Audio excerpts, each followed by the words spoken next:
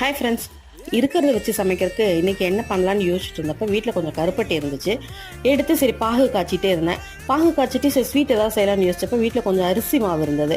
அரிசி மாவில் பாகு வச்சு எதாவது செய்யலான்னு யோசிச்சப்போ பச்சை மாவு தான் இம்மீடியட்டாக ரெடி ஆகிற ஒரே டிஷ். அதனால் என்ன பண்ணேன்னா அரிசி மாவில் பாகு கலந்து ஒரு பக்குவமாக பிசைஞ்சு எடுத்து வச்சுட்டேன். சரி இது சப்போஸ் மிச்சம் ஆச்சுன்னா கூட நெக்ஸ்ட் டே வந்து அதிரசமாக செஞ்சுக்கலாம், எண்ணெயில் பொரிச்சு எடுத்துக்கலாம்னு நினச்சேன். பட் மாவு பிசையவே சின்ன பாப்பாவுக்கு அம்மா எனக்கு வேணும்னு சொல்லிட்டு வந்துட்டா. ஸோ அதனால் இப்போ பச்சை மாவுலேயே நிறுத்திட்டேன். இதுவே வந்து நான் இன்னொன்று யோசிச்சு பார்த்தேன், தேங்காயெல்லாம் துருவி போட்டு கொஞ்சம் ஏலக்காயெல்லாம் தட்டி போட்டு ஆவியில் வேக வச்சு புட்டு மாற கூட செய்யலாம், சூப்பராக இருக்கும் டேஸ்ட்டுன்னு. பட் நெக்ஸ்ட் டைம் அதை தான் செய்ய போகிறேன். நீங்களும் ட்ரை பண்ணி பாருங்கள். பச்சை மாவு எடுத்து வச்சிட்டிங்கன்னா 2 days 3 days கூட யூஸ் பண்ணலாம், ஒன்றுமே ஆகாது. நாங்களாம் கோயிலுக்கு அந்த காலத்தில் செஞ்சோம்னா உடனே பிச்சு பிடிங்கி சாப்பிட்ருவோம், அவ்வளோ டேஸ்ட்டாக இருக்கும் எங்கள் அம்மா செய்கிறது. நான் செஞ்சது இப்போ எப்படி வந்திருக்குன்னு தெரியல, பாப்பாங்க சாப்பிட்டு பார்த்துட்டு தான் சொல்லுவாங்க.